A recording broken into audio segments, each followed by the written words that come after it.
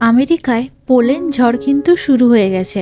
এবার এই পোলেন কি সেটা জানার জন্য আপনাদেরকে পুরো ভিডিওটা দেখতে হবে স্কিপ না করে, এবং যারা নতুন দর্শক আছেন অবশ্যই সাবস্ক্রাইব করে দেবেন।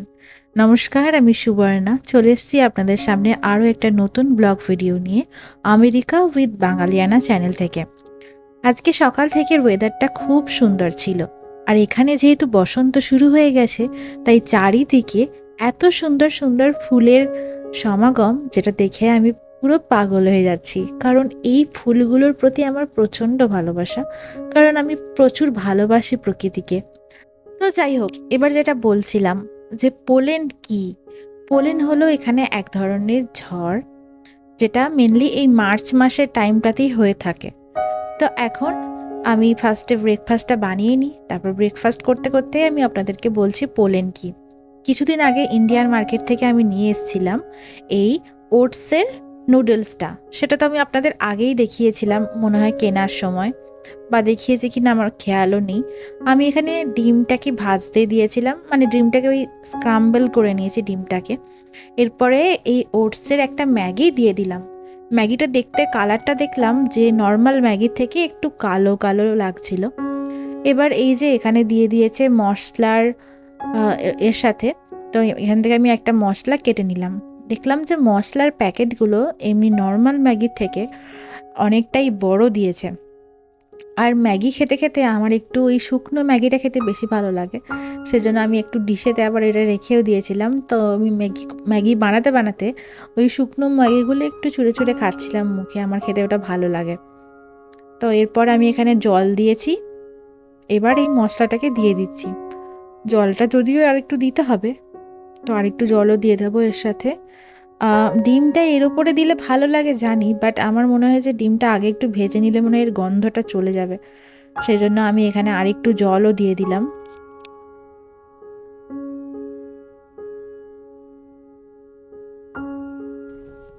নর্মাল ম্যাগি তো খেয়েছি, বাট ওটসের ম্যাগি কখনো আমি খাইনি। দেখা যাক খেতে কেমন হয়।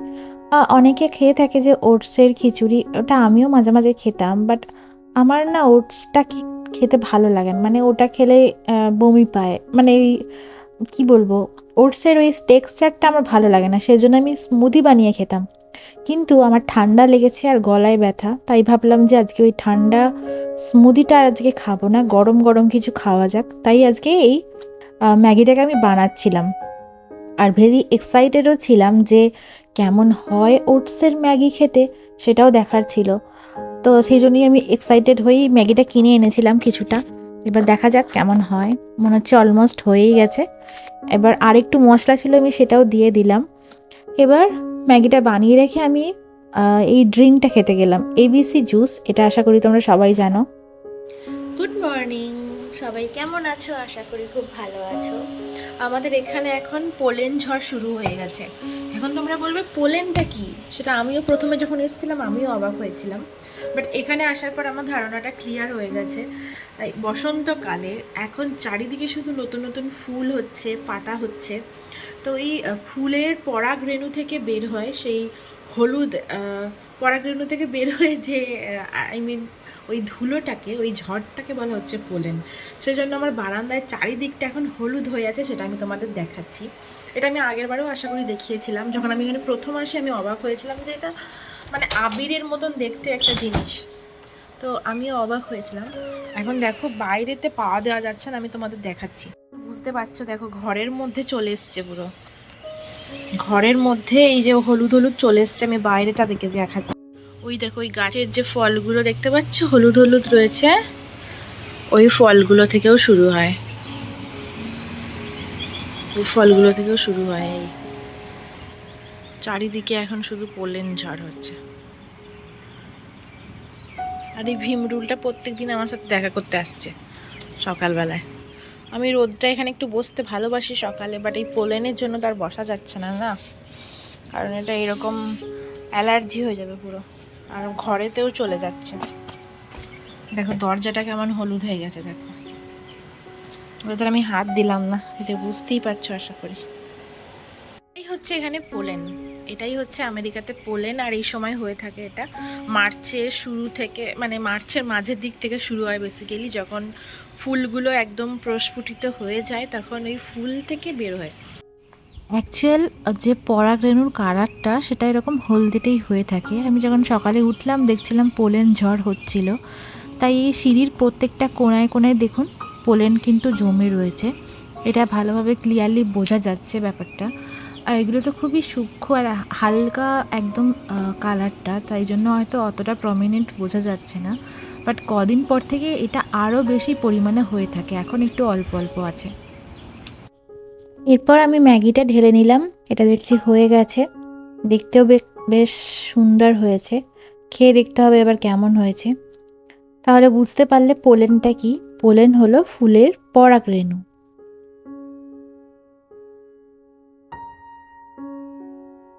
দেখো কিরম ধোঁয়া উঠছে।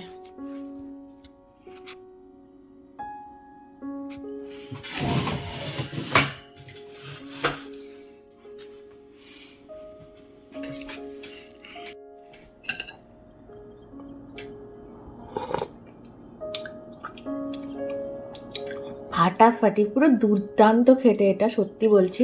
আমাদের যে নর্মাল ম্যাগি খাই সেটার তুলনায় আমার মনে হলো এখানে মশলাটা আলাদা দেওয়া আছে, পেঁয়াজ দেওয়া রয়েছে মনে হয়। আমি তো পেঁয়াজ এটাতে অ্যাড করিনি আলাদা করে, বাট এই মশলার মধ্যেই ফিল করছি যে পেঁয়াজ, গাজর এগুলো দেওয়া আছে।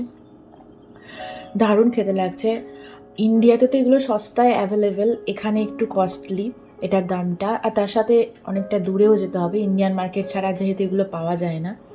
কিন্তু ইন্ডিয়াতে তো সব সময় এগুলো পাওয়া যায়, তো তোমরা অবশ্যই ট্রাই করে দেখো ওটসের ম্যাগি, যেটা খেলে তোমাদের মানে ফ্যাটও হবে না, প্লাস হেলদি, আর একটা ইজি ব্রেকফাস্ট।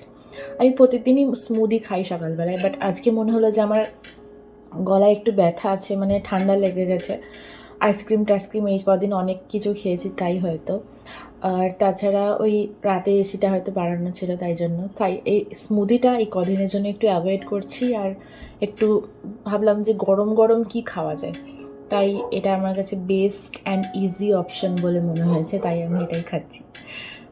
তো যেটা বলছিলাম, পোলেন হলো ওই ফুলের পরাগরেণু। আর আমি যখন প্রথমে এখানে এসেছিলাম তখন আমিও অবাক হয়েছিলাম যে এই মানে বারান্দাটা হঠাৎ করে এরকম হলুদ হয়ে যাচ্ছে কেন।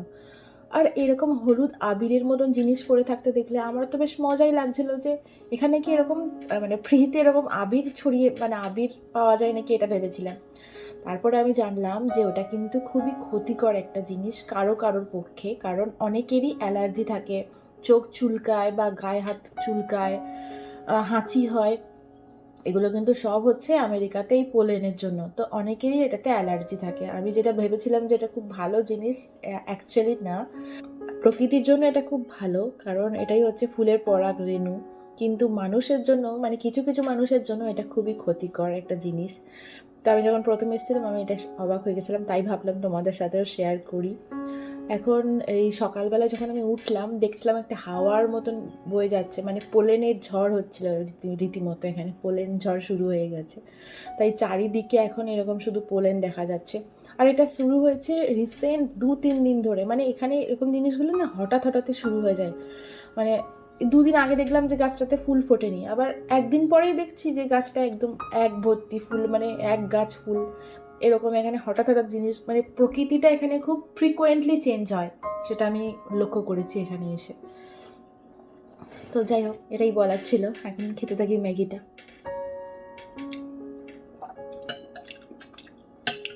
দারুণ খেতে এটা, 2 চামচ নিয়ে এসছি আমি, যাতে খেতে সুবিধা হয়। এই যে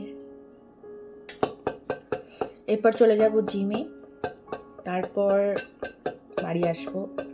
আজকে বেড়াতে যাব, তাই ব্যাগ গোছাতে হবে এখন। আমরা কোথায় বেড়াতে যাচ্ছি সেগুলো আস্তে আস্তে আপলোড দেব, তোমরা দেখতেই পাবে। প্রথম বেড়াতে যাচ্ছি যেটা বলা যেতে পারে, বিয়ের পর আমরা কোথাও যাইনি বেড়াতে। গেছিলাম চেন্নাই, সেটা তো দরকারে গেছিলাম, আর এখন এসছি আমেরিকাতে। তো বেসিক্যালি ওই যে বেড়াতে যাওয়ার জন্য, ঘুরতে যাওয়ার জন্য, সেটা আর কখনো যাওয়া হয়ে ওঠেনি। মানে এটাই আর কি। তো এখন প্রথম যাব আমরা বেড়াতে, সেজন্য আমি তো ভীষণ এক্সাইটেড। আর আমার খুব ভালো লাগছে যে আমি বেড়াতে যেতে পারছি অ্যাটলিস্ট।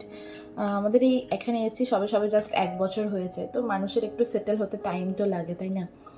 তো আমরা এখন যাচ্ছি এবারে বেড়াতে, দেখা যাক কী হয় ওখানে। আমি তো খুব এক্সাইটেড। ওখানে চেরি ব্লসম গাছ আছে, তোমাদের সাথে সবটাই শেয়ার করতে থাকবো। তো পুরো ভিডিওটা দেখতে থাকো স্কিপ না করে। দেখো এখানে ঘাসের ওপরেও কত সুন্দর ফুল ফুটে আছে। এগুলো হচ্ছে সব ঘাসের ফুল, বাট এই ফুলগুলো কি সুন্দর দেখতে, তাই না? মাথায় আঠা যাবে এরকম ফুল। এরপর বাড়ি এসে আমি বসিয়ে দিয়েছি রান্না। এখানে আমি করেছি কিছুটা পেঁয়াজ, আলু আর ক্যাপসিকাম দিয়ে পোস্ত, আর এখানে আমি কিছু ডিম সেদ্ধ করে ছাড়িয়ে নিচ্ছিলাম। একটা আমি তখন সকালবেলায় খেয়েছিলাম, খেতে ইচ্ছা হয়েছিল, আর বাকিগুলো আমি ডিমের ঝোল বানানোর জন্য এখন এখানে এর খোসাটা ছাড়িয়ে নিচ্ছিলাম। তো এই ডিমের সেদ্ধ করার পর এই খোসা ছাড়ানোটা আমার খুব বিরক্ত লাগে। আমার মনে হয় যেন আমার নখে যন্ত্রণা হচ্ছে খোসা ছাড়াতে গিয়ে, কিন্তু ডিম সেদ্ধটা খেতে বেশ ভালো লাগে। এই যে দেখো, এবার কথা বলতে বলতে আমার এখানে পোস্তটা রান্নাও করা হয়ে গেছে। আমি বর্ধমানের মেয়ে আর পোস্ত খেতে ভীষণ ভালোবাসি, সেজন্য অবশ্য আমার আর বরের বাড়ির লোকজন বা বর সবাই একটু বেশি হাসাহাসি করে, বা যে শোনে সেই অবাক হয়ে যায়, কারণ বর্ধমানের যারা আছে তারা সবাই বেশি বেশি পোস্ত খায়, সব কিছুতেই পোস্ত খায়। এটা একটা নর্মাল ব্যাপার, এটা আমরা সবাই জানি। তো সেই জন্য যখন অন্য জায়গার লোকেরা বা অন্য জায়গার মানুষজন যখন শোনে যে এরা এত পোস্ত কী করে খেতে পারে, মানে সব কিছুতেই পোস্ত, কুমড়ো পোস্ত, বেগুন পোস্ত, পেঁয়াজ আলু পোস্ত, পোস্তর এত বড় বড় বড়া, তো এইগুলো শুনলে সবাই অবাক হয়ে যায়। মানে পোস্ত এমন একটা দামি জিনিস, তা সত্ত্বেও আমরা যে এত পরিমাণে পোস্ত খাই সেটা শুনেই সবাই অবাক হয়ে যায়। তো যাই হোক, এখানে আমি ভেবেছিলাম যে আমার 2টো বাটি লেগে যাবে পোস্তটা ঢালতে, বাট দেখলাম যে একটা বাটির মধ্যেই হয়ে গেছে। আর পোস্তটা আমার একটু ঝোল ঝোল খেতেই ভালো লাগে। তোমরা তো জানোই আমার সব জিনিস একটু বেশি গ্রেভি পছন্দ হয়, ওই মাখো মাখো জিনিসটা আমার খেতে ভালো লাগে না। তো যাই হোক, পোস্তর এখানে কিন্তু অনেক দাম। তা অনেক দাম মিন্স ইন্ডিয়াতে যেরকম দাম সেই তুলনায় এখানেও ওই রকমই দাম। তো এই জন্য আমি পোস্তটা মাঝে মাঝেই খাই। আর পোস্ত খেতে আমার ভীষণই ভালো লাগে, কারণ পোস্ত এমন একটা জিনিস যেটা রান্নাটাও সব থেকে ইজি, আবার খেতেও খুবই টেস্টি হয়। আর পেঁয়াজ আলু পোস্ত খেতে তো দারুণ লাগে আমার। তো যাই হোক, পোস্তটা আমার হয়ে গেছে, এবার পোস্তটাকে রেডি রেখে দিয়ে আসি। এরপরে ডিমের ঝোলটা বানিয়ে নিলাম। ডিমের ঝোলটা বানানোর সময় আমার অত আর ভিডিও করা হয়নি। এখানে দেখতে পাচ্ছ আমার ডিমের ঝোলটা রেডি হয়ে গেছে। আমার এখন এত কিছু দেখে কান্না পেয়ে যাচ্ছে, কারণ এখন এই সমস্ত কিছু গোছাতে হবে।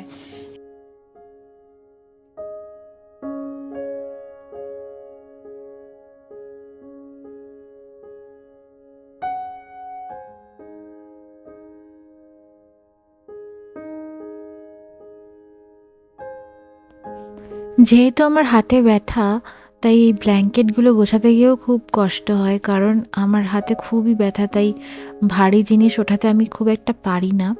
তাও বাধ্য হয়ে ওঠাতে হয়, কি করব, মানে এত ভারী জিনিসগুলো ওঠাতে গিয়ে আমার ডান হাতে প্রচণ্ড ব্যথা হয়। আমি তোমাদের দেখাচ্ছি যে কি বেল্ট পরি বা হাতে কি হয়েছে, সেটা আমি তোমাদের ভিডিওতে দেখাচ্ছি, দেখো। তো এগুলো তো করতেই হবে, না করলে এগুলো কে করবে, তাই এগুলো বাধ্য হয়েই কিছুটা করতে হয়।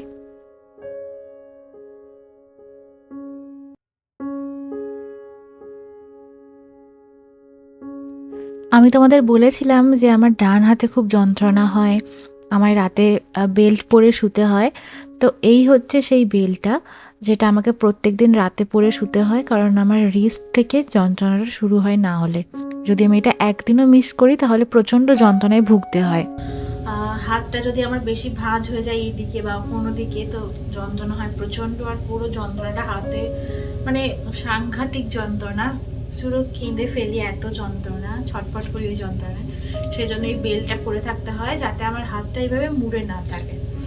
তো তাই জন্যই আমি এই হাতে কিছু পরতে পারি না, কারণ এই বেল্টটা আছে। এবার তার উপরে যদি আমি চুড়ি বা শাঁখা পলা কিছু পরি এখানে, তাহলে দেখি হবে এই জায়গাটা এরকম চাপ হয়ে বসে যাবে, তো রক্ত সঞ্চালন হবে না। সো সেই জন্য আমি এই হাতে খুব একটা কিছু পরি না। এবার দরকার পড়লে তখন তো পড়তেই হয়।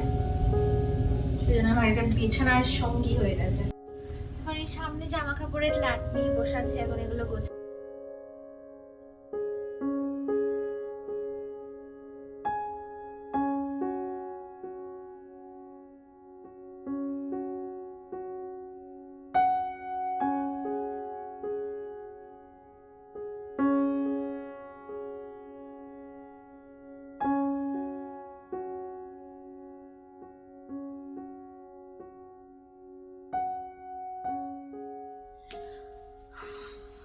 আমি লিটারেলি হাঁপিয়ে যাচ্ছি।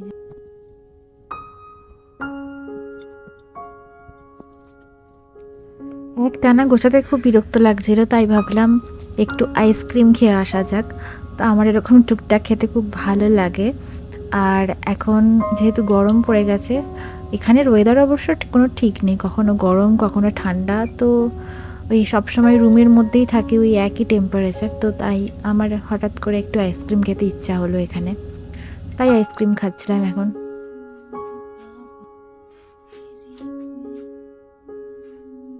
এরপর এসে আবার বাকি জামা কাপড়গুলো গুছিয়ে নিলাম। বেশিক্ষণ ধরে নিচে বসে থেকে যেন মনে হচ্ছিলো কোমরে লাগছে, তাই দাঁড়িয়ে কাজটা করলে মনে হচ্ছিলো তাড়াতাড়ি হয়ে যাবে। সেজন্য আবার কিছু দাঁড়িয়ে করলাম যাতে তাড়াতাড়ি হয়ে যায় কাজটা। আর এখানে দেখো, তোমাদের সাথে গল্প করতে করতে আমার কাজটা করাও হয়ে গেছে। আর এত জামা কাপড় কাচা হয়েছে কারণ এই সামনে আমাদের ঘুরতে যাওয়ার প্ল্যানিং আছে, তাই নিয়ে যেতে হবে সেগুলো গুছিয়ে, তাই আর কি। তো এখানে দেখো আমার জামা কাপড়গুলো সব গোছানো হয়ে গেছে, রেডি হয়ে গেছে। এবার বাকি ঘরটাও আমি গুছিয়ে নিচ্ছি। এই যে এখানে একটা আয়না ছিল, আয়নাটাকেও জায়গার মতো রাখলাম। এবার ট্রলিটা গুছিয়ে নিচ্ছি। মোটামুটি গোছানো হয়ে গেছে। এবার টুকটাক সাজগোজ, মেডিসিন, শ্যাম্পু, সাবান এগুলো গুছিয়ে নিচ্ছিলাম সব। মোটামুটি হয়ে গেছে। এবার বাকি আরেকটা ট্রলিতে আমাদের খাওয়া দাওয়ার না হবে, একটাতে জামা প্যান্ট নিচ্ছি, আরেকটাতে খাওয়ার দাওয়ার বা টুকিটাকি যা যা লাগবে। তারপর আবার দেখলাম যে ওর জামা প্যান্ট আয়রন করা নেই, সেই জন্য আমি আবার আয়রন করতেও বসে গেলাম। কোমরে লাগছিল একটানা এতক্ষণ ধরে করার জন্য। তো যাই হোক, আমার এটা কথা বলতে বলতে হয়েও গেছে আয়রন করা। এই যে বলেছিলাম, আরেকটা ট্রলিতে আমি এখন খাওয়ার দাওয়ার বা টুকিটাকি সাজগোজ এগুলোই আরেকটা ট্রলিতে নিচ্ছিলাম। তো আজকের ভিডিওটা তাহলে আমি এখানেই শেষ করছি। কেমন লাগলো সবাই অবশ্যই কমেন্ট করে জানাবেন। যদি ভালো লেগে থাকে তাহলে একটা লাইক, কমেন্ট এবং শেয়ার করে পাশে থাকবেন। আর যারা এতক্ষণ ধরে ধৈর্য ধরে দেখেছেন ভিডিওটা, তাদেরকে অসংখ্য ধন্যবাদ জানাচ্ছি।